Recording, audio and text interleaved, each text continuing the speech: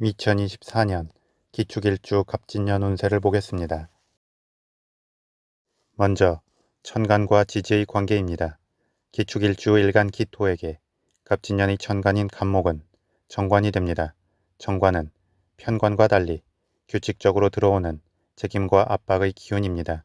그리고 규칙적인 것은 예상 가능한 것이기 때문에 그만큼 신경이 과도하게 예민해지지 않고 앞서 준비를 할 수 있는 여지도 생깁니다. 그래서 정관의 기운을 공직으로 나아가는 기운으로 보게 되고 안정적인 승진의 기운으로 보기도 하며 주관적 원칙이 아닌 객관적 원칙의 기운이기 때문에 보편적 명분을 갖게 되는 기운이 되기도 합니다.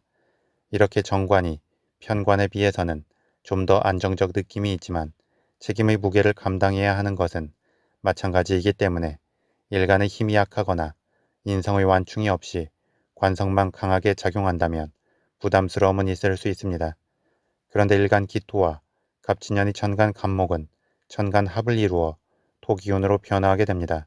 그래서 부담스러운 책임이나 압박의 느낌으로 들어오는 사람이나 상황이 결국에는 자신의 힘과 주체성을 강화시키게 되는 흐름으로 변화하게 됩니다. 더불어 보편적 원칙에 해당하는 정관의 기운이 비겁의 기운으로 합쳐진다는 것은 기본적 원칙이나 시스템에 순응하기보다 자기중심적이고 독립적으로 나아갈 수 있음을 의미하기도 하기에 한편에서는 오만한 느낌이 커질 수 있기도 합니다. 따라서 기축일주는 갑진년을 맞이하여 인간관계에서는 적당히 자신의 기세를 누그러뜨리고 겸손한 모드를 취할 필요가 있고 일적으로 목표를 성취하고 달성하는 방향으로 기운을 모으면 좋습니다. 그러면 조직의 시스템이나 윗사람들과의 트러블 없이 오히려 그 기운마저도 자신에게 도움을 주는 힘으로 흡수하여 갈 수 있습니다. 한편 정관의 기운은 여자에게는 남자나 남편의 기운인데 이 기운이 천간합으로 사라진다는 것은 기축일주 여자에게 있어 남녀관계가 자기중심적으로 갈 수 있음을 의미하기도 하기에 남자 입장에서는 자격지심이 생기거나 자신이 무시당하는 느낌을 받을 수도 있습니다. 따라서 적절히 그들의 이야기를 경청하고 존중하는 모습을 보여준다면 관성의 기운이 사라진다고 해도 결혼과 연애의 흐름이 안정적으로 이어질 수 있을 것입니다. 다음 기축일주 일간 기토에게 갑진년의 지지인 진토는 겁재가 됩니다. 겁재는 일간이 음간일 때 그 기운을 빼앗기보다는 오히려 뒤로 큰 힘이 되어주는 역할을 하는 경우가 많습니다. 그래서 기축일주는 갑진년을 맞이하여 천간으로는 합을 이루고 지지로는 겁재의 힘을 받으면서 본인 일간과 같은 토기운이 주도하게 됩니다. 이는 일의 결실을 담는 그릇이 커지는 의미도 있지만 자기중심적이고 독립적이며 주체적 움직임을 보일 수 있음을 의미하기도 하기 때문에 본인 스스로 강하게 외부로 드러날 수 있는 존재감을 주변과 소통하고 베푸는 느낌으로 흘려보내면 좋습니다. 또한 기축일주는 일간과 일지가 같은 간여지동의 일주이고 여기에 더하여 갑진년에 토기운이 강해지는 만큼 과도한 경쟁에 몰입하고 투쟁적이 될 수도 있습니다. 따라서 아무 이득 없는 경쟁을 위한 경쟁에 매몰되어 굳이 자신의 에너지를 과도하게 소진하지 않을 필요도 있습니다. 다음 기축일주의 일지 축토는 금기운의 고지이고 갑진년의 지지인 진토는 수기운의 고지입니다. 그리고 금기운은 일간 기토에게 식상의 기운이고 수기운은 재성의 기운이 됩니다.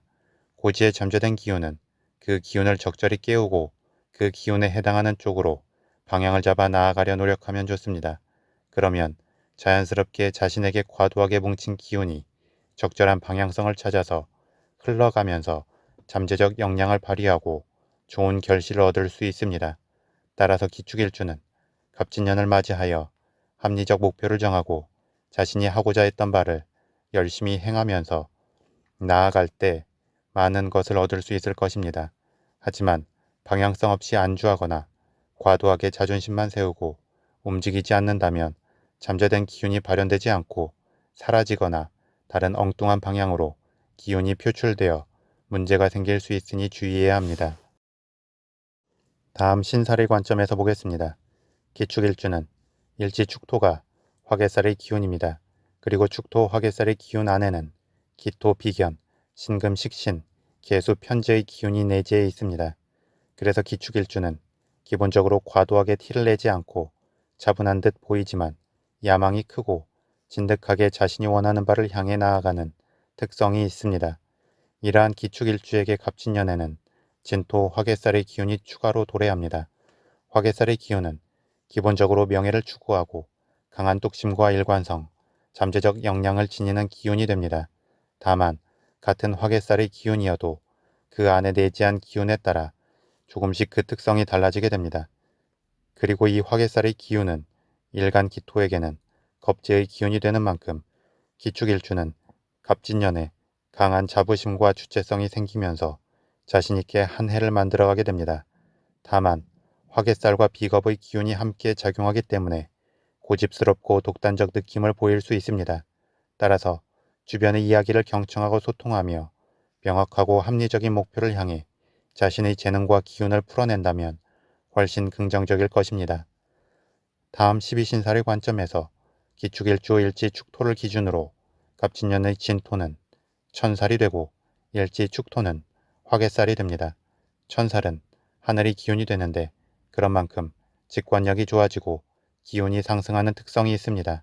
다만 천살은 하늘에서 주어지는 기운이기 때문에 불가항력적인 특성도 가지고 있고 그러한 불가항력성 때문에 그 기운에 강하게 휘둘릴 수도 있습니다. 이는 긍정이든 부정이든 강하게 그 기운이 드러날 수 있음을 뜻합니다. 그리고 기축일주에게 이 천살의 기운은 겁재의 기운이 되는 만큼 기축일주에게는 강력한 자기 확신을 선사하게 되고 보이지 않는 뒷배경이 생긴 듯한 그러한 느낌의 힘을 받을 수도 있습니다. 다만 이렇게 강력하게 형성된 기운이 적절한 방향성을 찾아서 움직인다면 큰 성과를 이룰 수 있지만 엉뚱한 방향으로 기운이 흐른다면 천살의 불가항력성까지 작용하면서 크게 어긋남이 생길 수 있습니다. 따라서 기축일주는 갑진년을 맞이하여 자신이 정한 목표와 가려는 방향이 보편적 명분에 부합되는지를 잘 생각하면서 움직여야 합니다.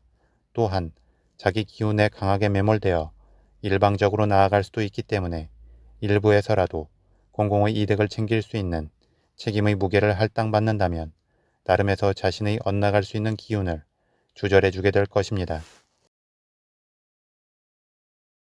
마지막으로 12운 성론의 관점에서 보겠습니다. 12운 성론의 관점에서 기축일주 일지축토는 묘의 흐름이 됩니다. 묘는 묘지에 묻힌 상태를 의미합니다. 실제 묘지에 묻히는 의미는 아니고 묘지에 묻힌 것처럼 자기 세상 안에 갇히는 느낌이 됩니다. 이는 완고함으로 작용하기도 하고 자신의 공간을 지켜야 하기에 방어적이고 안전주의적 특성을 보이기도 합니다. 또한 그 안에서 자급자족을 해야 하기에 치밀하고 계산적일 수 있고 자신의 것을 빼앗기는 것에 대한 거부감이 크며 소유한 것에 대한 집착이 강할 수 있습니다. 한편 너무 갇혀만 있으면 답답할 수 있기 때문에 묘의 기운은 가끔 극단적으로 돌발적 행동을 하거나 금전적 지출을 하기도 하는데 결국은 다시 기본적인 묘의 특성으로 돌아오게 됩니다. 이러한 기축일주의 묘의 기운에 대해 갑진년에 쇠의 기운이 도래합니다. 쇠의 기운은 제왕이라는 정점의 흐름을 지나온 상태입니다. 그래서 여전히 권력에 대한 의지와 욕망은 남아있지만 한 다리 뒤로 빼고 장막 뒤로 물러선 상태이기 때문에 전면적으로 힘을 행사하지는 않습니다. 그런데 오히려 이렇게 한 발짝 뒤로 물러났기 때문에 외부의 견제를 피하면서 안정적 실속을 챙길 수 있기도 합니다. 또한 여전히 힘이 남아있고 경험의 완숙미까지 더해진 상태이기 때문에 기축일주의 자기 세상에 갇힌 듯한 묘의 기운을 부드럽게 깨우고 이끌 수 있습니다. 따라서 기축일주는 갑진년을 맞이하여 많은 다채로운 자신의 역량을 펼쳐낼 힘이 들어오는 만큼 그것을 잘 활용하면 충분히 많은 성취를 이룰 수 있을 것입니다. 운세에서 들어오는 좋은 기운의 흐름도 그것을 적절한 방향으로 사용하려는 적극적 의지와 노력이 있을 때 비로소 결실이 맺어지는 것이기 때문에 기축일주는 갑진년에 본인 하기 나름에 따라 그 결실의 크기도 달라질 것입니다.